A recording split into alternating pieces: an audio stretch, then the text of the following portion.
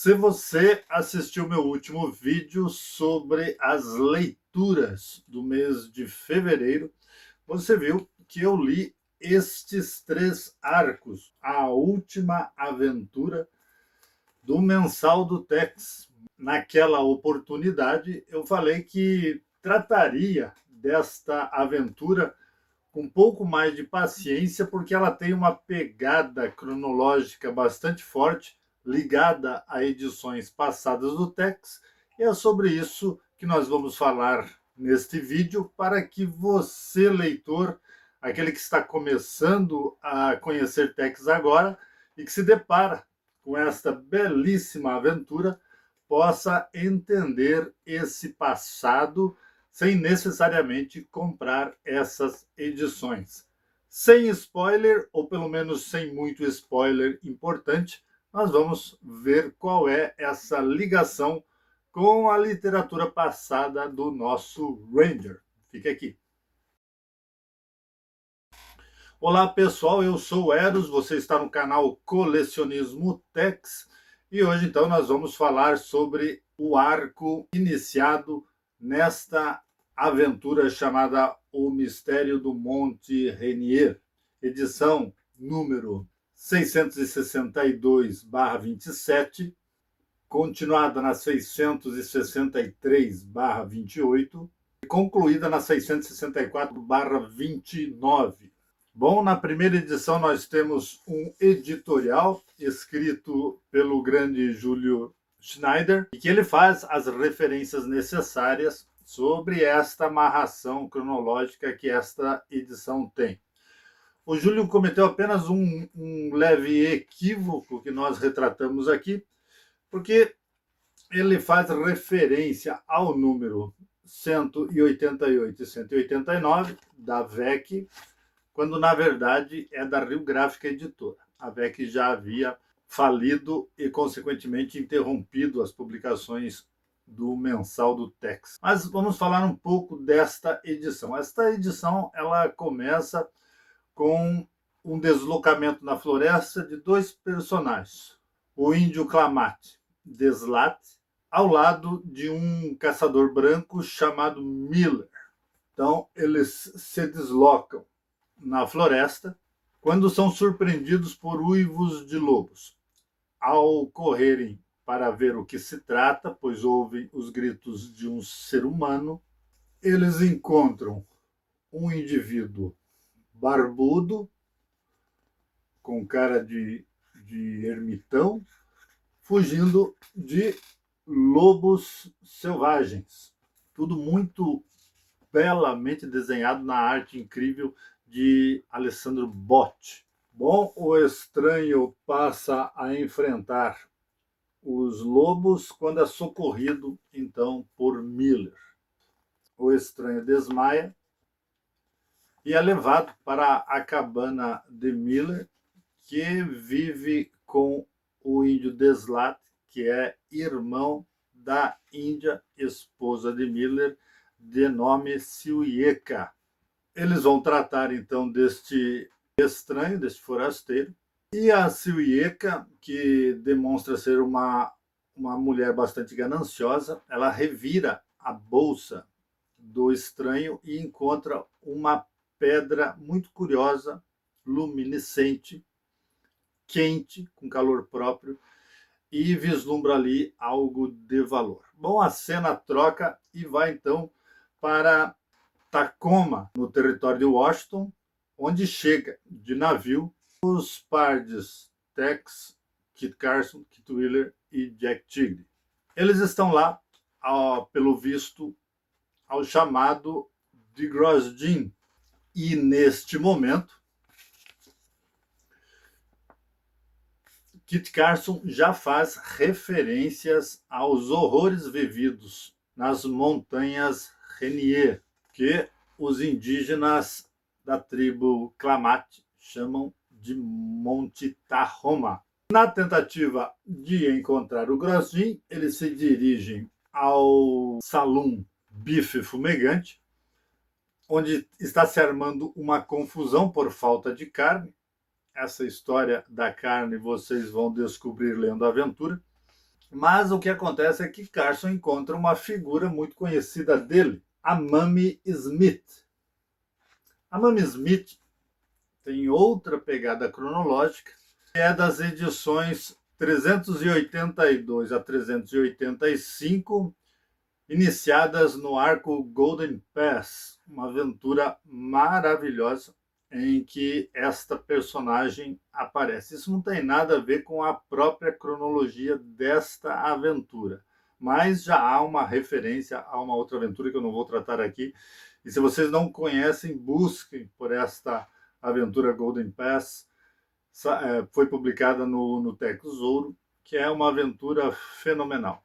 Depois de uma confusão, então eles se instalam e já que o Grosjean não está presente, porque foi buscar a boiada que vai fornecer a carne naquela confusão generalizada pela falta de carne, então a Mamie começa a contar a história que ocorre. E ela conta justamente a da Índia Silhyeca, que veio para a cidade, e a Silhyeca, ela trouxe a pedra misteriosa para ser avaliada e ver o valor daquilo. Um laboratório do banco para avaliar pedras preciosas, ele quer cortar a pedra porque ele não conhece a pedra, a Silhyeca não deixa porque teme pelo valor daquela pedra, e ela sai, e daí então há uma confusão porque aquele indivíduo saiu da casa deles, retirada, né? E veio atrás dela com a pedra. E aí eles entram em vias de fato, ele recupera a pedra e ele se apresenta com o nome russo de Leonid Mikhailovich Andreev. Então, Andreev é o homem em questão, um russo. E este russo vai se apresentar então como um professor geólogo. Ele vai ficar na cidade e vai, junto com o Tex, Carson, Kit e Jack Tigre, se envolver na história que é então a continuidade dessas referências. Então nós temos aqui o princípio de uma aventura cheia de mistérios envolvendo indígenas estranhos que habitam e protegem o Monte Rainier, causando pânico nos índios Klamates, originários daquela região. Mamie, na continuidade, ela conta que aquele boato da pedra supostamente preciosa atraiu para Tacoma uma série de exploradores de ouro, de mineiros, e que eles começaram a fazer uma espécie de uma corrida do ouro, mas começaram a aparecer misteriosamente assassinados. E aí então surge o mistério e dá a entender que foi por isso que Grosjean chama os Pardes para a região a fim de resolver mais esse mistério. Nesta conversa com Mamie, Tex explica sobre a última expedição que tiveram no Monte Rainier, e é aí que ele faz referência bastante objetivas das edições anteriores, inclusive nas cenas que se apresentam durante a fala de Tex, são as cenas desenhadas naquela edição de referência. Então, eu vou manter até aqui esse registro para não dar muito spoiler para quem está lendo ou quer ler esta última aventura de Tex da Mensal. E vou agora tratar das edições em que esse recordatório traz a vida aqui nesta edição. A edição que me refiro e que o Júlio faz menção são essas edições aqui, 188 e 189. Esta capa aqui já faz referência à segunda história que vai ter início aqui, mas esta é a do arco em questão e que apresenta justamente a figura de um Gundar atacando Tex. E é esta figura aqui que é referenciada já por Tex na conversa com Mamie. Essa aventura que traz na arte o grande Hélio Nicolò e que marca tristemente o falecimento dele, quando o traço é assumido pelo Vicenzo Monte, e neste momento fica difícil separar o traço de um e de outro, porque o Vicenço Monte ele se preocupa em manter a característica da arte do Nicolò no traço para concluir essa história, mas para um bom observador é possível perceber a mudança. Então, essa aventura tem início com os Pardes procurando o navio Silver Star, encontrando o capitão Oden, embarcando e seguindo. Eles estão em Kennewick, também no estado de Washington, e dali eles navegam até Yakima, de onde no navio já buscam encontrar Grosjean no cais esperando os Pardes. Grosjean é desenhado por Hélio Nicolò com um bigode e fica realmente uma figura bem diferente do que nós conhecemos do Grosjean. Gordo, como é a característica do Grosjean, mas quase da mesma altura, dá para dizer até um pouco mais baixo que o Tex. Então, uma figura bem diferenciada. Tão diferenciada que na edição atual o Carson faz menção àquela aparência esquisita do Grosjean de bigode, que realmente foge do cânone do personagem desenhado, criado por Aurélio Galippini. Bom, depois de uma encrenca no cais, eles vão até o salão e daí Grosjean conta a história. Ele fala de raptos de índias Klamath por esses Gundar das montanhas e pede o auxílio do Tex, esse é o motivo pelo qual trouxe, chamou o Tex até ali, e apresenta uma estranha fivela encontrada por ele na base do monte, de ouro.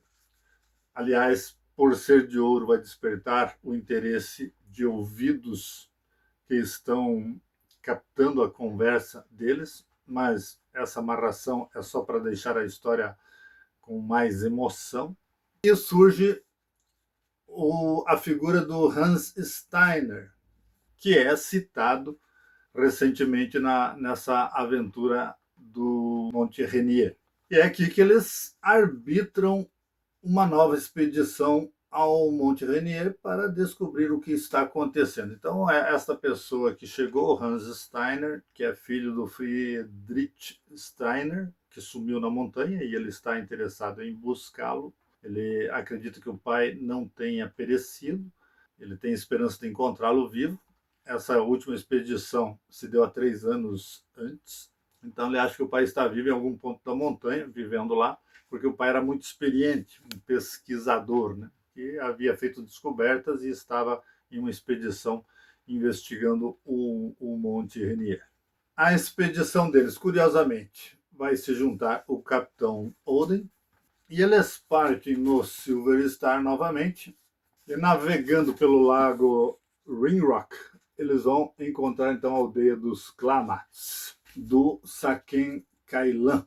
Ele faz uma amistosa conversa, explica que os Gundars que raptam mulheres são muito temidos por acreditar nos espíritos da montanha, que não fazem expedições punitivas porque temem os espíritos que, segundo eles, os Gundars são os protetores.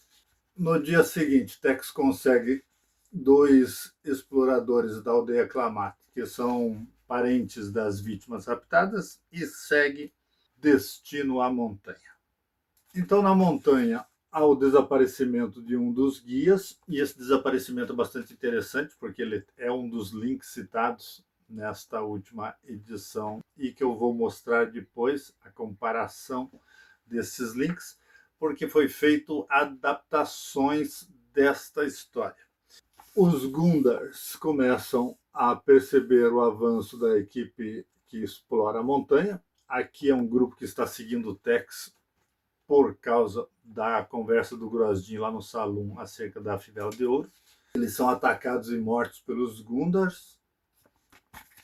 São descobertos os corpos e enterrados. E o Jack Tigre percebe na lança encontrada no corpo de das vítimas a mesma gravura existente na fivela do cinto que o Grosjean encontrou.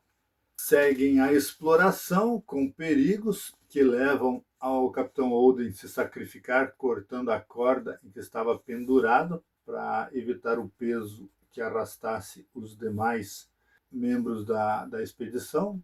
Isso também foi revisitado, né, nesta última edição. E finalmente os Gundars atacam o grupo principal. Ao verificarem um Gundar morto, eles percebem que este ser, esta criatura tem as mãos e o rosto coberto por escamas. E aqui está uma adaptação da história atual. Na história atual, eles dão ênfase, isso não é spoiler, eles dão ênfase à mutação do corpo pela radiação. Na história original, essa mutação parece se dar por cruzamento com alienígenas. Então, talvez para não ficar tão forte essa ideia, né, eles fizeram uma releitura mais factível, né, possível de melhor aceitação pelo nosso senso de credulidade. Então, eles entram na montanha, por onde eles viram os Gundars fugir, e daí tem toda a emoção, inclusive com o encontro de uma nave espacial e a visitação, digamos assim, de Tex e seus pares dos mecanismos dentro da máquina, os mecanismos alienígenas. Aqui aparece também na aventura atual, revisitada pelo traço do bot, que dá uma modernizada neste aspecto analógico dos instrumentos alienígenas desta edição original. Vou mostrar isso com detalhes depois. Tex e os Pardes Grosjean mais o Hans Steiner são capturados. É assim que encerra-se essa parte da aventura. Na continuidade, eles têm contato com um estranho ser vestido de preto e que vai manter um diálogo com eles através de uma parede translúcida, transparente de cristal. Isso também é revisitado por Bot. Aqui observem que aparece então um ser alienígena com aspectos reptilianos e humanoides, e que aqui isso não aparece na aventura atual, e que aqui nesta aventura dá a entender que foram os seres que, se relacionando com os humanos da tribo Clamate, deram origem aos Gunga, mas não fica muito claro isso, é o que podemos deduzir quando fazemos essa leitura. Na aventura atual, isso tudo foi mudado apenas para uma transformação por radiação das pedras misteriosas que são confundidas com ouro ou algo parecido em termos de valor. Muito bem, eu não posso dar aqui a continuidade desta aventura porque vai gerar spoiler na aventura atual. Agora, não para por aí, embora a ligação com o passado. Tex também faz menção a uma aventura passada, e no Brasil muito antiga, publicado nesta aventura, onde há duas histórias aqui, o Massacre dos Búfalos e o Mistério do Vale da Lua. São duas histórias relativamente curtas e foi publicado no Tex número 17. Aqui é a segunda edição, né? De agosto de 78. Mas se trata de uma aventura mais antiga, cuja primeira edição é de julho de 1972. Não sei se deu para ver aí. Essa história se passa com Tex e Carson dando uma parada no saloon da cidade de Wilcox, e lá eles encontram um conhecido que é o Ben Rufus. O Ben Rufus é um mineiro que está explorando ouro e avisa que fez um grande negócio e comprou uma mina com bastante potencial em ouro. Tex tira uma onda dele, porque ele nunca achou nada, até ofende o vendedor, que percebe não está dando-se crédito à mina dele, mas Tex o tranquiliza, perguntou os reais motivos que a pessoa estava vendendo a mina. E aí ele fala em medo, né? E daí ele conta uma história escabrosa do sumiço de algumas pessoas e do encontro com um ser verdeado, escamoso, que vestia as roupas de um dos desaparecidos. E ele conta isso, né, que ele encontrou o ser ali, e depois ele só narra o que aconteceu, deixando ao leitor o pensamento acerca do que ele viu ao se deparar frente a frente com o ser, né? Aparece ele levando susto aqui, o ser de costa, não aparece mais nada, e assim a história transcorre com total mistério. Como não podia deixar de ser, Tex e Carson vão até lá, percebe que há um envolvimento com os índios apaches, e na verdade aquele ser estaria obrigando os apaches a trabalhar para eles. Tex vai até a aldeia de Mão Amarela, o chefe apache. Ali percebe que não há jovens na aldeia, justamente porque os jovens estão trabalhando para este ser, que segundo os índios é um enviado de Manitou. Observem que há uma semelhança, né? Aqui os apaches, na aventura em questão, os índios Klamath.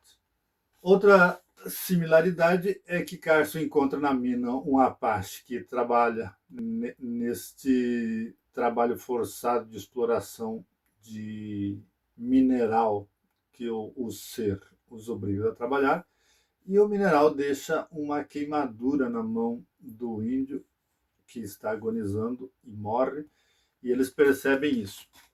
Então aí também há uma similaridade por conta desse mineral estranho que o ser busca e obriga os índios a trabalhar. Aqui obriga os índios a trabalhar. Lá quem faz o trabalho são os Gunda.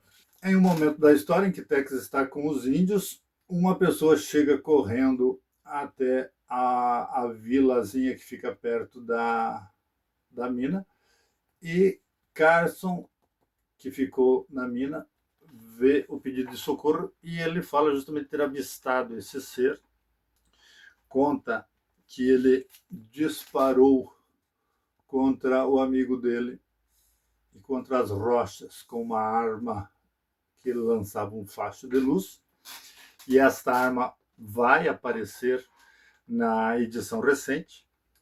Carson junta alguns homens, vão atrás do ser e entram então em combate. E aparece aqui a mão do ser com uma arma que lança raios. E daí o ser, durante o tiroteio, perde o chapéu e aparece então as suas características como um alienígena.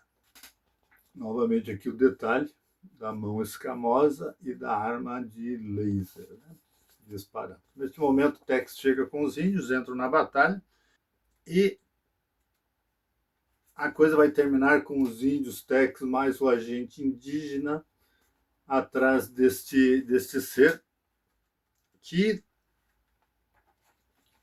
tem uma aparição rápida aqui, essa é a que mais aparece dele em termos de rosto, né?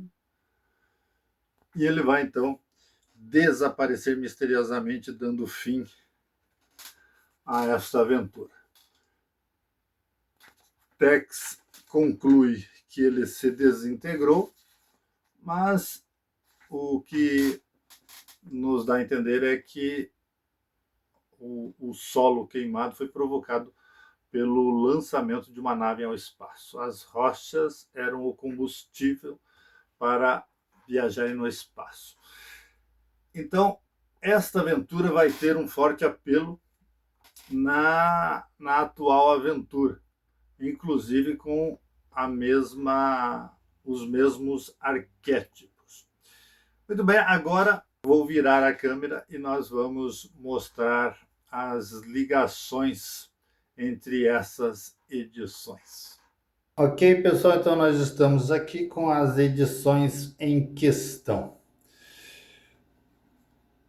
Então, O Mistério do Vale da Lua, O Mundo Perdido e O Mistério do Monte Rainier. Então vamos fazer estes paralelos aqui entre essas edições. Então é aqui que Tex começa a contar sobre a expedição. E uma das primeiras coisas que ele relata é o desaparecimento do seu guia indígena, que aqui ele fala que foi tragado numa fenda da montanha que estava coberta de neve. Mas não foi exatamente assim no original. No original, o que aconteceu foi que, ainda não enfrentando grandes nevascas, ao passar por uma ponte, a ponte cedeu e o guia acabou perecendo. Então, observem aqui, já no traço do monte, a queda do índio Clamático. Vamos comparar estas imagens. Então, observem que o bot ele foi muito fiel à imagem do índio caindo, né? A única diferença é que ele substituiu a ponte pela fenda coberta de neve. Tanto o outro índio que aguardava, ele manteve, respeitou o traço original, que é muito bacana. Depois nós temos então o drama em que o Jack Tigre, o Kit Carson e o Capitão Holden sofreram ao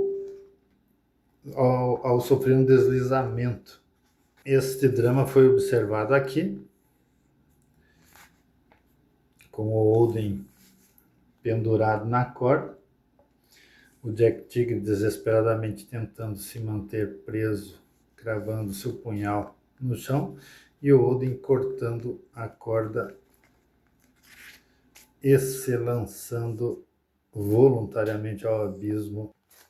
Então isso tudo foi contado apenas neste quadrinho panorâmico aqui. Segue então a curiosa exploração dos Pardes pelo interior da montanha, que possui uma fina camada de névoa no solo, cobrindo o solo. E também figuras desenhadas ao longo das paredes. Então observem o estilo das figuras e a construção da névoa. Vamos ver como é que originalmente isso foi desenhado.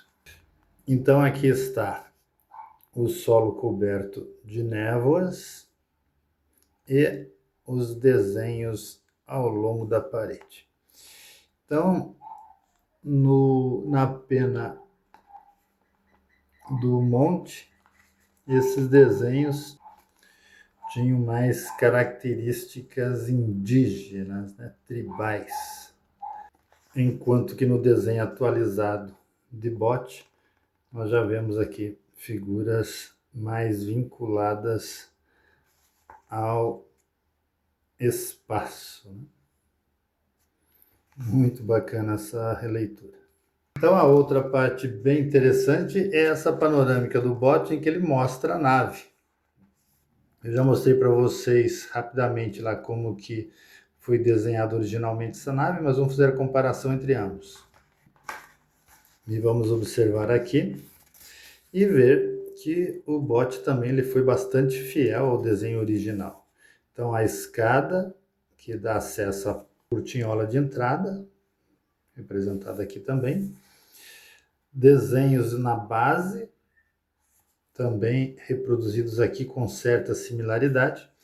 E esses arcos, né, que são como uma espécie de pintura externa, também representado aqui por Bot.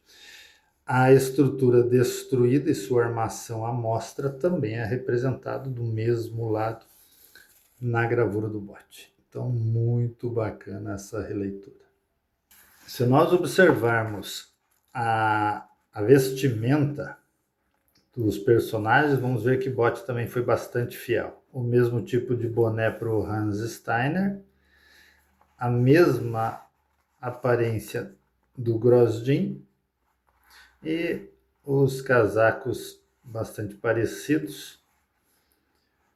Então, uma boa representação entre os desenhistas. E a parte que mais chama a atenção é o interior da nave, né? Em que o Botti ele faz uma tecnologia bastante avançada, né, nas estruturas mostradas ao fundo. Coisa que originalmente foi representado bastante simples na gravura do monte.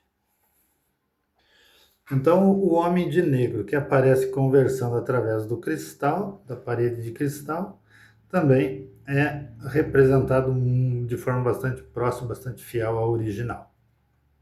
E nesta edição, o último arco, né, nós vamos ter a aparição do personagem desenhado e contado por Gianluigi Bonelli e Aurelio Galippini aqui no Mistério do Vale da Lua. Eu vou mostrar apenas algumas cenas para não dar spoiler, mas para vocês observarem a semelhança.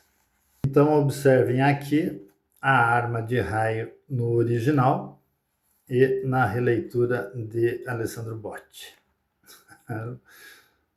Uma fidelidade ao traço original, realmente uma coisa bacana demais. E aqui a figura do Alessandro Botti e do Gallup mostrando de costa o ser alienígena com sua arma de raios. Muito bem, então vocês puderam ver as fortes ligações com o passado desta última aventura. Se você vai ler esta aventura agora, você terá uma melhor percepção do que aconteceu no passado. Como curiosidade, eu ainda mostro esta edição dos Grandes Clássicos de Tex, número 18, que republicou, entre outras histórias, essa aventura, O Mistério do Vale da Lua, com o nome não muito feliz de Tex contra o ET, e que apresenta aqui a versão do alienígena sob a pena de Cláudio Villa. Eu espero que vocês tenham gostado desse vídeo. Se você não é inscrito, por favor, inscreva-se no nosso canal, deixe o seu like e contribua para que o canal Colecionismo Tex continue levando informações sobre o vasto mundo de Tex Willer. Muito obrigado por sua permanência conosco. Forte abraço.